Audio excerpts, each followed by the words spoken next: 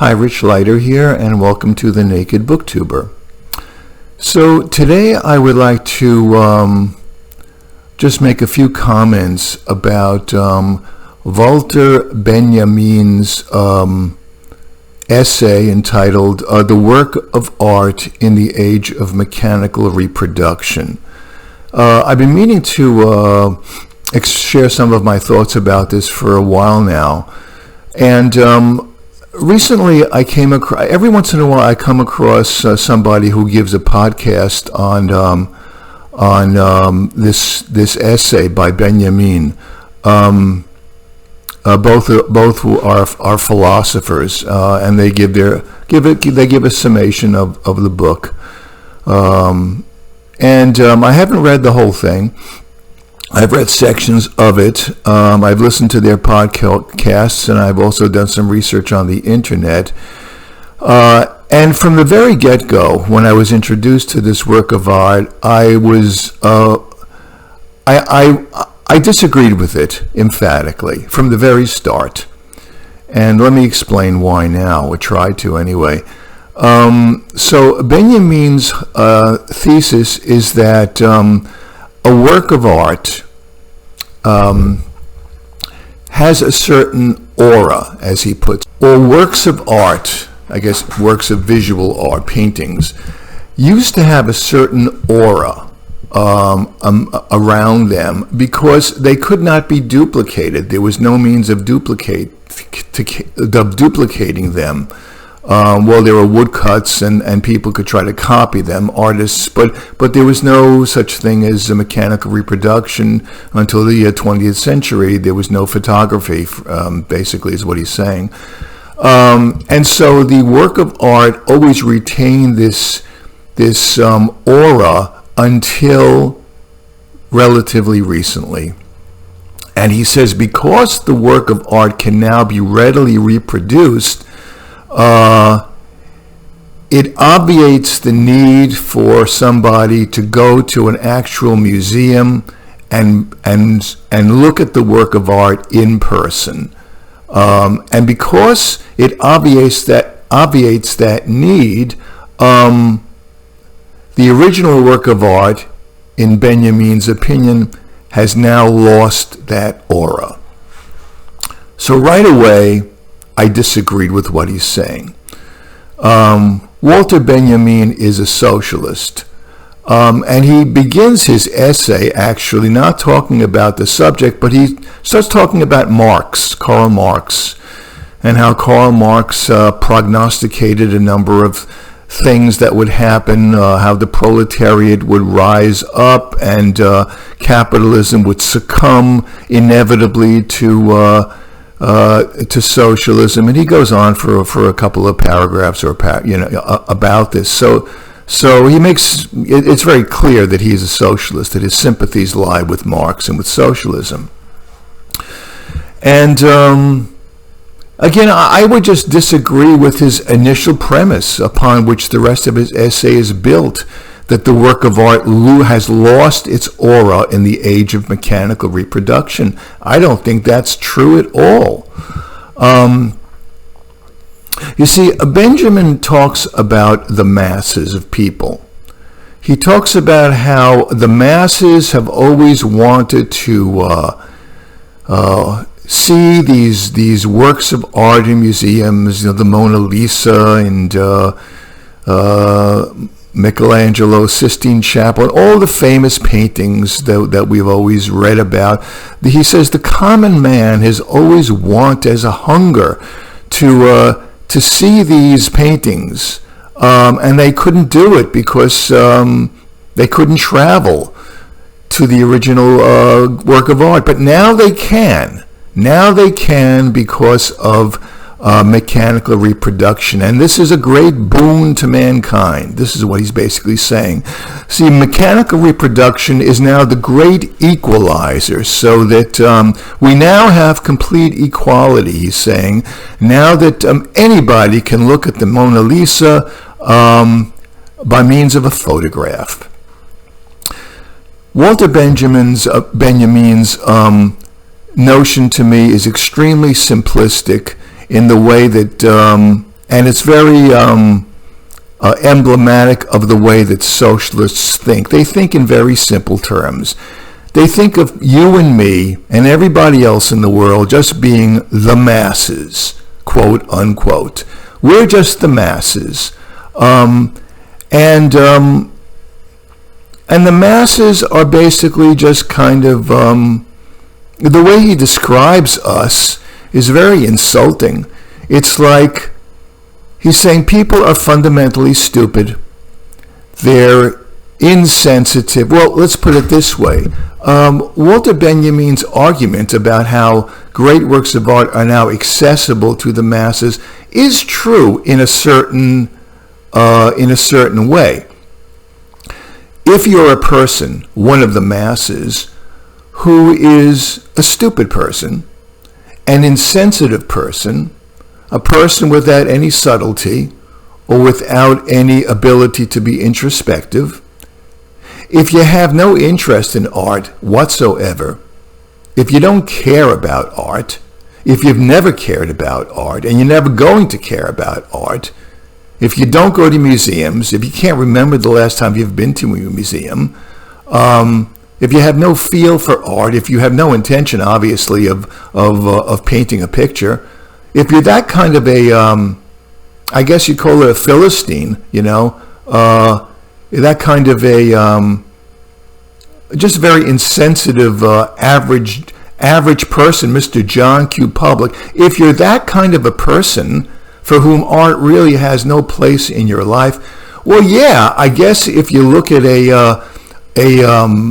reproduction of the Mona Lisa in an art book, you'll probably say to yourself, well, there's no need for me to go to the Louvre because, hey, I know what the Mona Lisa looks like now. This is the kind of mentality that Benjamin is addressing when he makes his argument. And the problem with it is that not everybody is Mr. John Q. Public. Not everybody thinks in such Philistine, simplistic, flat, unsubtle terms. There are still plenty of people around, well, maybe there aren't, but there are people around who realize that there is a vast difference between a reproduction of a work of art and the actual work of art. In my opinion, and probably in the opinion of many other people, that aura surrounding the work of art is alive and kicking. And if you're too insensitive to see it, or if you just don't really give a damn about art at all, well, then Benjamin's argument is going to sound like it makes a lot of sense.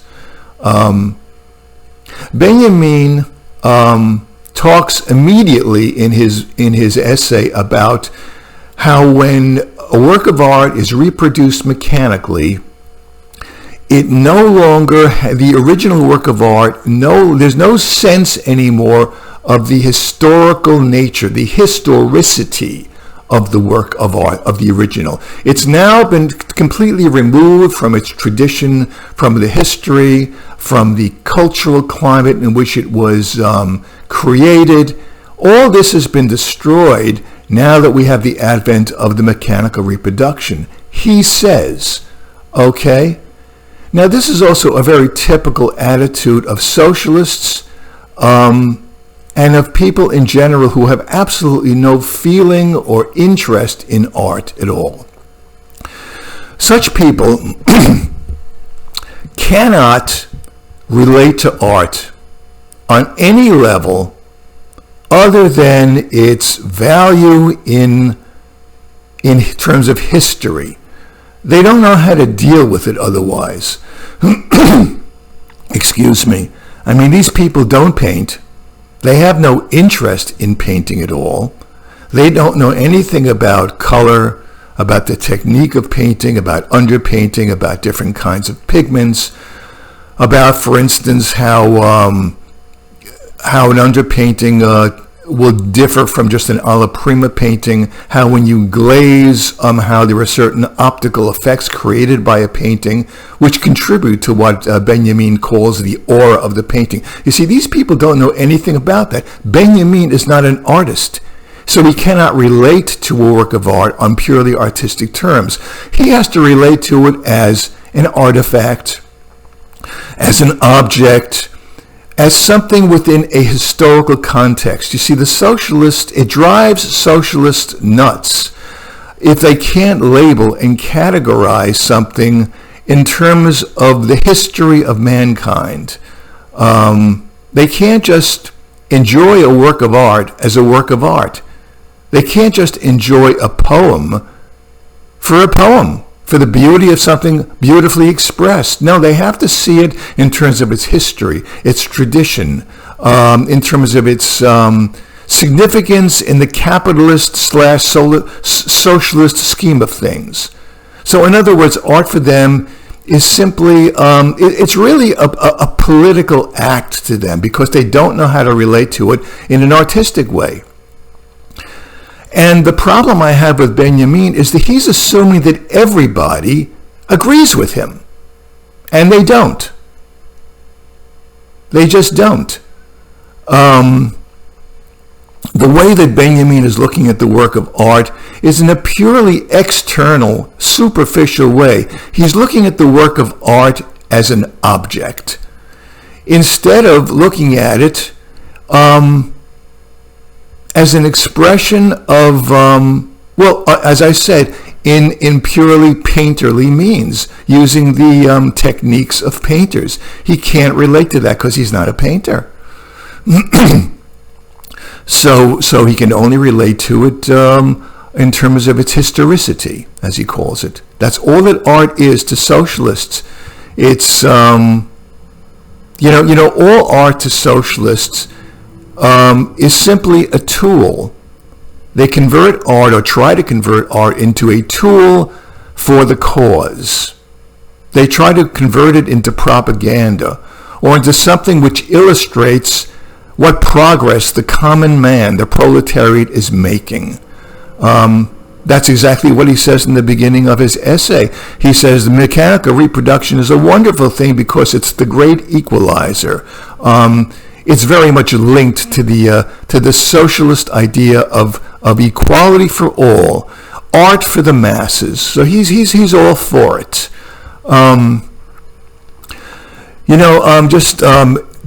Parenthetically, I have a friend who is not a socialist, who is a rabid anti-socialist, okay? However, my friend, like Benjamin, doesn't know anything about art, doesn't really give a flying fuck about art, doesn't go to museums, will never go to museums, is not interested in art at all. And so he doesn't know how to relate to a work of art either. However, with this friend of mine, so when this friend of mine is presented with a work of art, he can't look at it in terms of its technique, in terms of its optical effects, in just terms of the beauty of the painting. He doesn't know what to say about it. So what's the first thing people say who don't really care about painting? Well, they say, how much is it worth? Or they see it as a commodity. They can only see it as something of monetary value. I mean, if I painted a painting, the first thing that such people would say to me is not, wow, that's a really good painting. I really like it. How did you do it? What materials did you use? What did you use as your source material? How long did it take you to do it? Did you do it in oil? Did you do it in acrylic? Did you underpaint? No, they won't say that because they don't know anything about that. So the only thing they'll say, kind of to be polite, instead of just having a silence, is to say, gee, you should sell your painting. You should try to sell it. This is the only way they can relate to art. Now, if they don't say that, if my friend, my anti-socialist friend doesn't say that, which he said many times, the next thing he'll say is he'll try to interpret the work of art as it applies to socialism, as either as an indicator of the socialist mentality or as an indicator that it's not socialist in mentality. In other words, that's the only framework he has. So that even though my friend is not a socialist, he's actually speaking about art pretty much in the same way that Benjamin, who is a socialist, is speaking about it. He's reducing it to a political phenomenon, a geopolitical phenomenon. And to me, this is dead wrong. This is hopelessly misguided. So this is what socialists do. Socialists have no feel for art at all. There's Diego Rivera, who is a rabid socialist. I guess you could say he's the exception. But generally speaking, I am making a generalization here. Socialists, the only thing in their mind is socialism. They're fanatics. And they can only see art in the context of socialism. They see art as simply as a tool. Is it a useful tool for promoting socialism? That's it. And that's what Benjamin is doing. Plain and simple.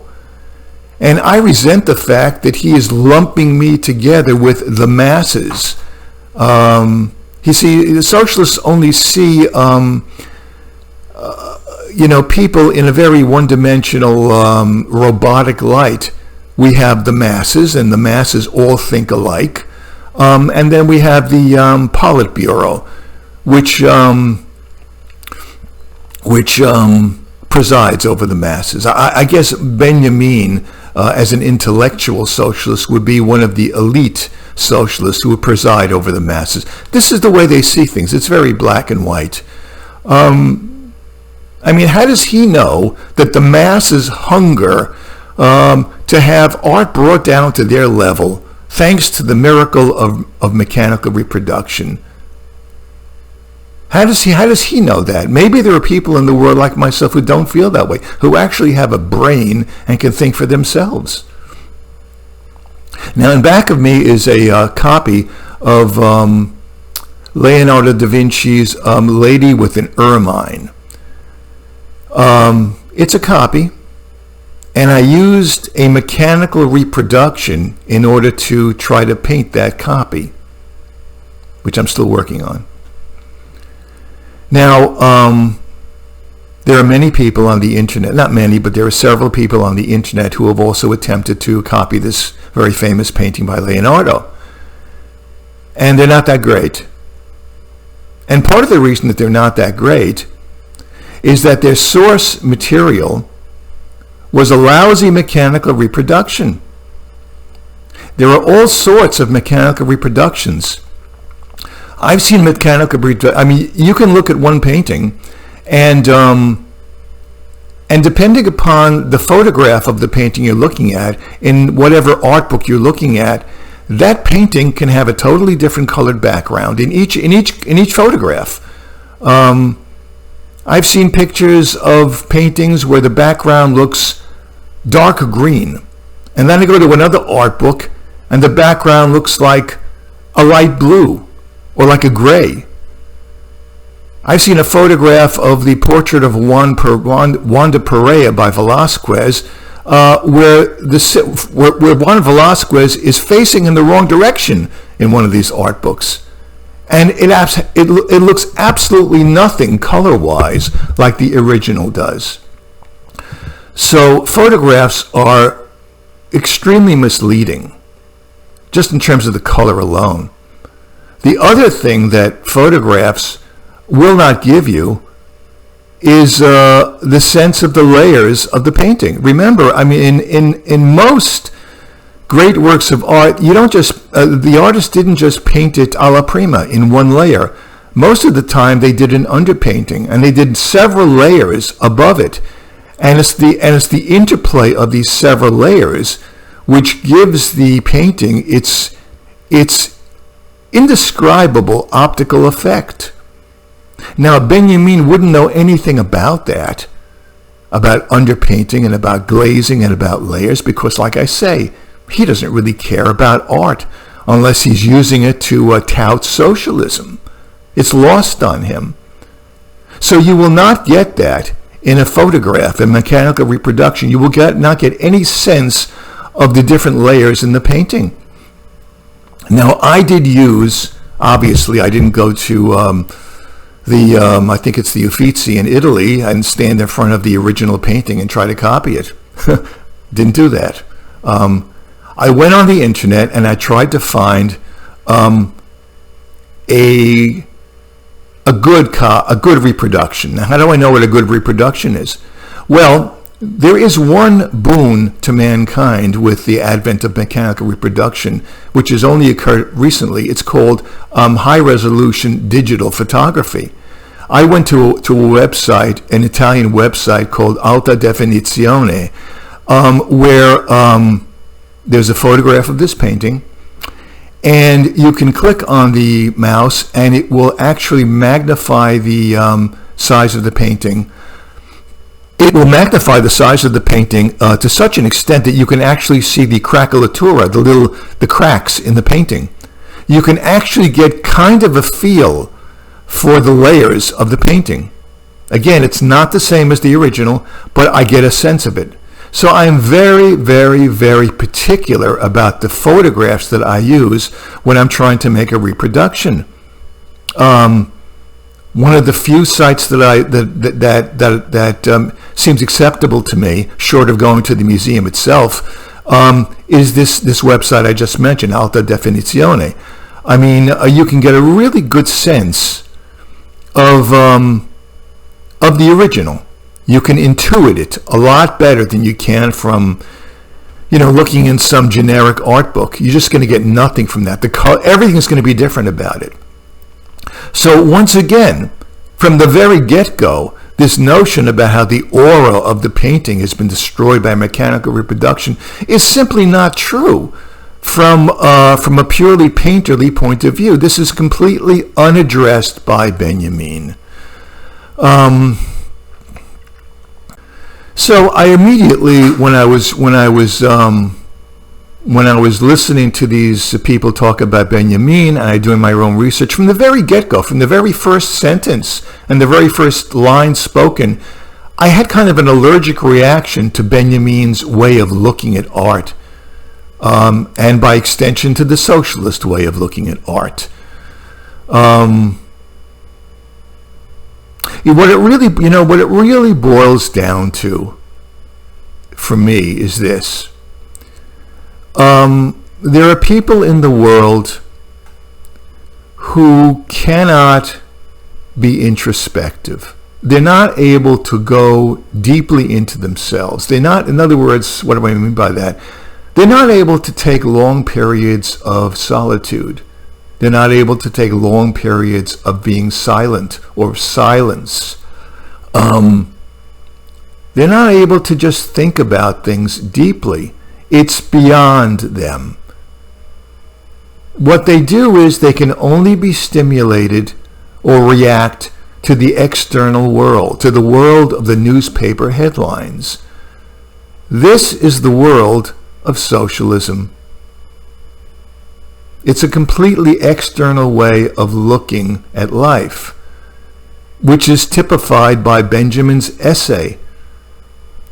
Once again, I mean, to these people who cannot relate to art on any than an external, superficial way, they can only see art in terms of politics, in terms of the world at large, how it fits into their scheme of things, their socialist scheme of things. That's the only way they can see things, on a purely external basis.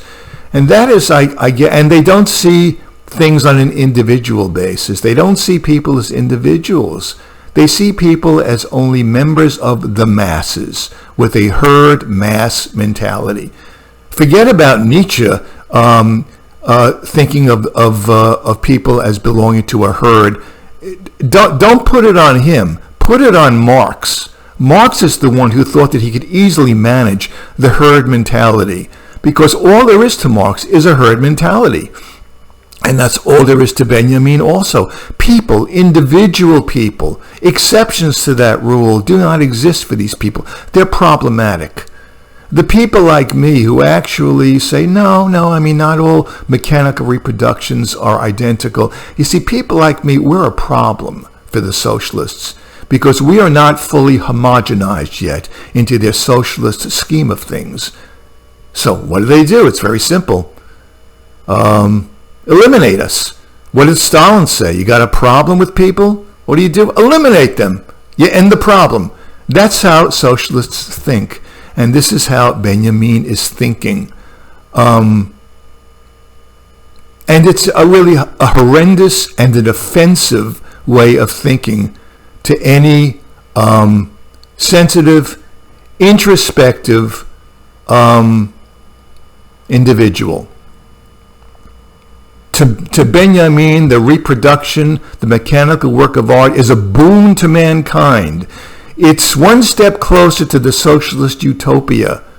And of course, to my point of view, this way of thinking is one step further away from man evolving.